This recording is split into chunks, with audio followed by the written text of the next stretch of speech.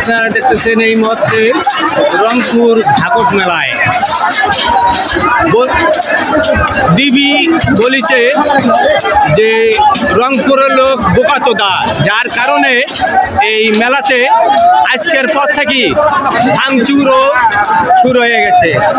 আজকের পর থেকে রংপুরে আমার মনে হয় না যে আর হাউজি খেলা রংপুরের মাটিতে হবে বলে আমি মনে করি না।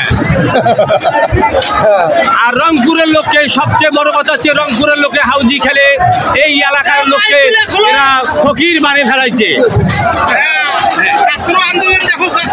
ছাত্র আন্দোলন দেখেছি, এবারে হাউজি খেলাও দেখতেছি যে আসলে রংপুরের লোক কি করতে পারে তা রংপুরের লোক পরিচয় দিচ্ছে যে আসলে তারা কি বোকাচোদা না বর্তমান আপনাদের মাঝে